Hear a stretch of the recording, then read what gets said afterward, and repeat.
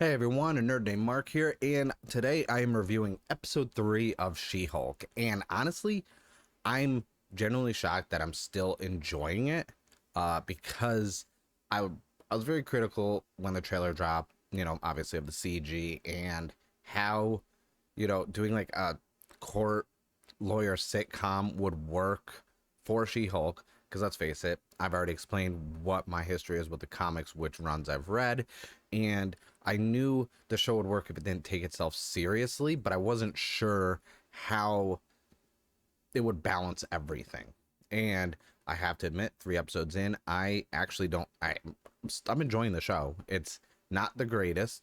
It's not the best Disney Plus MCU show, but it's definitely that change in direction of where this show can be enjoyable on its own. It doesn't seem to have any long-term implications right now where it's like you have to watch this show to understand what's going to happen with movies going forward, except for everything with Abomination, which I think that is, obviously leading to Thunderbolts, and that's the main thing I think we're getting from this series is just setting up Thunderbolts. One of the main things I wondered after 2 episodes with this episode and how they handled it was what were they going to do with this superhuman division of the law firm if it was just Emil and the Abomination trial was like him getting his parole, if that was going to be the main focus of a couple of episodes, because I knew they couldn't drag that out the whole season. But I was wondering if we were going to get smaller little isolated, you know court cases along the way, and that seems to be the case with this one where Dennis, the who works for the DA at Jennifer Walters' previous firm she was with, got duped by an Asgardian shapeshifter into thinking he was dating Megan Thee Stallion, which is where all this Twitter issues and tweets and everyone, well, not everyone, a select section of the internet that you know doesn't like anything Marvel does, decided to like really get mad that Megan Thee Stallion was gonna be in something MCU related, and obviously it was She-Hulk.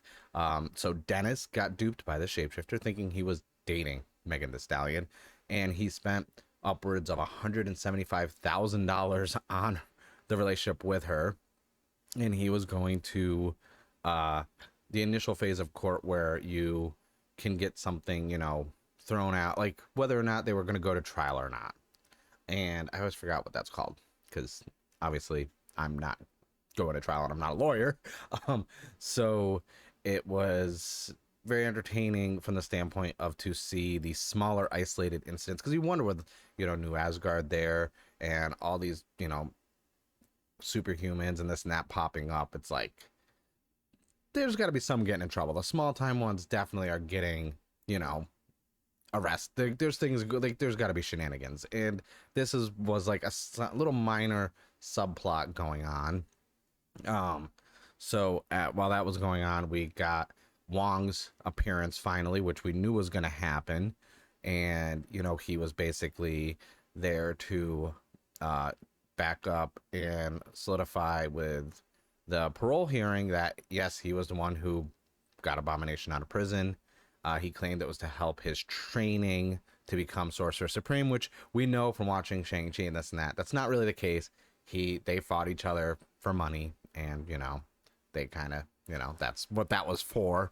And so he showed up to the hearing to give his side of things, and I thought it was funny because the parole board even said, you just admitted to committing a crime by breaking him out. And he's like, gotta go. Goes to his little sling ring little portal and bounces out, which I got a chuckle out of because Wong is a very entertaining character.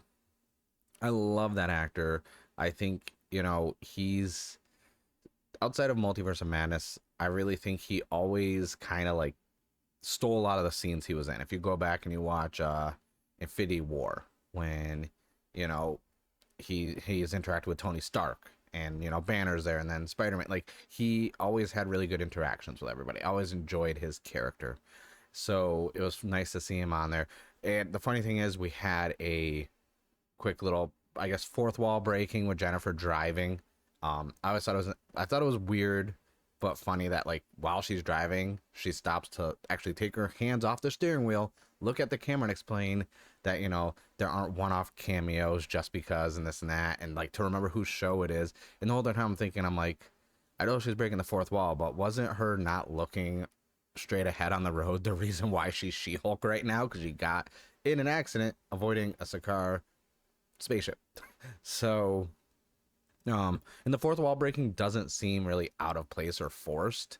It does work. I know a lot of people will be comparing it to Deadpool breaking the fourth wall, but it's like this breaking the fourth wall wasn't like started or invented by Deadpool, okay? Like, and I have my issues with Deadpool movies, both of them. I know a lot of people enjoyed them and they were successful. They were fun to watch, but I have issues as someone who was a Deadpool fan before these movies. I have my issues with how Deadpool's been portrayed in the movies that he's been in.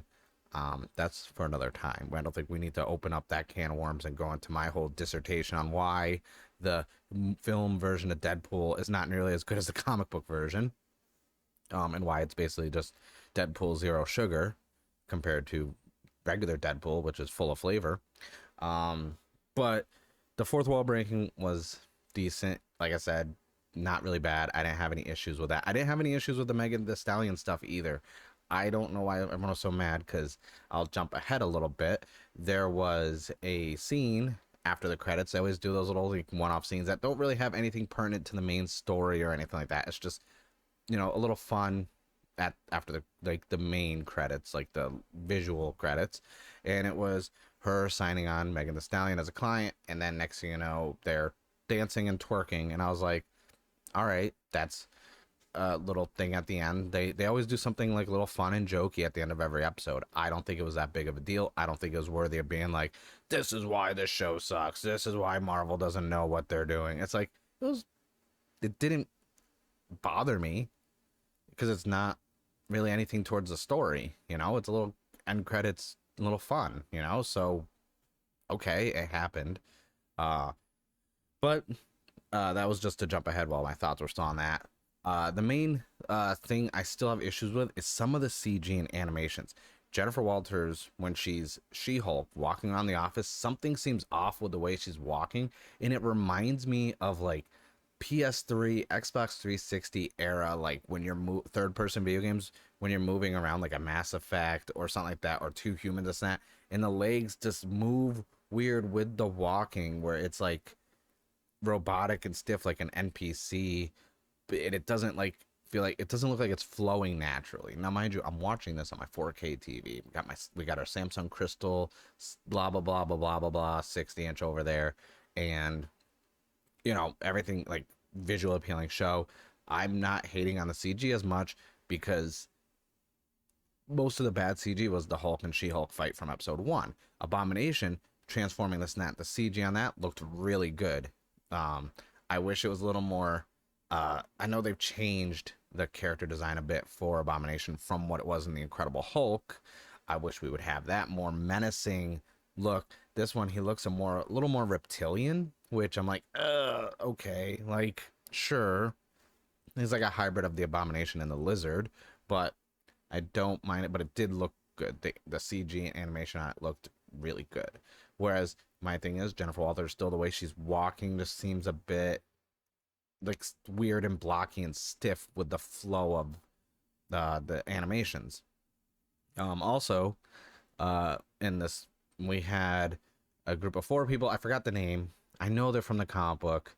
They don't look anything like their comic book counterparts because they look very not strong and weak and not intimidating or imposing at all. But I forgot their names. They are from the comic books. A group of four people with basically, you know, they went to jump her, and you know, while she's being attacked, like kind of like a sleeper hold from behind, she completely forgets she can turn into the She-Hulk. So then she's like, oh wait, and then she turns into the She-Hulk, starts fighting them, beating them up. She even mentions at one point, did you steal somewhat like stuff from an Asgardian like construction worker? And he said yeah. And one of them, you know, she just cleaned house with them, and then one of them tried to stab her with a needle and it bent, and then, you know, they fled, and they got back in the car and they were talking about it. He's like, yo, this was a bad idea. And he's like, the boss or whoever hired them is going to be angry. And then they asked about the thing, and he's like, no, once she transformed, the needle broke on her skin. So obviously they're setting up a plot point where someone's after her blood. So that's going to be intriguing to see where that's going to go with that. I'm sure that's going to be like a subtle plot point going throughout all the episodes, whereas the main focus still is Jennifer Walters' lawyer, this new division. We also had, I forgot his name already, some guy join the division now, and he's the one who's representing Dennis, which they then found out from his court case it's going forward for the trial for him to be awarded his money. So that's that. My final thoughts of the episode, like I said, it was a fun episode. I really, like I said, like having Emil Blonsky back in MCU at all is really entertaining to me. When I saw Abomination and, you know, Shang-Chi and stuff like that, I was like, are we getting Abomination back? Are we getting Thunderbolts finally? Because, like, that's something that should have happened a long time ago. And that's a hill I will die on, that we should have had Thunderbolts easily before Infinity War, or at least between Infinity War and Endgame, have, like, the Thunderbolts show up, and they're kind of, like, the big deal while the Avengers are, you know, half dusted and all over the place, you know, or while before ending Infinity War, when the Avengers after Civil War, they broke up, some are in hiding and this and that, you had Thunderbolts kind of step to the forefront. Perfect timing, especially after Civil War with the whole the Accords and everything else. Would have made perfect sense for Thunderbolts to be interjected there. That's a conversation for another time. I've been adamant about wanting the Thunderbolts in the MCU. But this is an enjoyable show. We're now a third of the way through it, and like I said, my rule is if it's a 6-episode show, I give it 2 episodes. If it's a 9-episode show, I give it 3 episodes. So at the 3-episode point, I'm going to continue to watch the show. And now the next batch is I will go until the 6th episode and see how it goes and it progresses. I will keep reviewing it. I know, you know, there's very few people who are, at least in my circle, not only just watching the show, but actually reviewing it and talking about it, and not just doing dissertations like shitting on it. I'm enjoying it for what it is. It's not a bad show. I think, you know, when you just go in and just watch stuff to enjoy stuff, that's, you know, more than enough. Like, I'm not hate watching this show. Unlike some other shows that I might start hate watching just because I'm curious. We won't talk about it because I already had the rule that I won't talk about it unless it's something drastic. But yeah, that's it for my review of episode 3 of She-Hulk, now on Disney Plus. These episodes go up every Thursday on Disney Plus, and so my reviews will be on YouTube every Friday. And I thank you guys for watching. Don't forget to subscribe to the channel. I am steadily approaching and fast tracking my way to 750 subscribers, and then after that the goal is 800.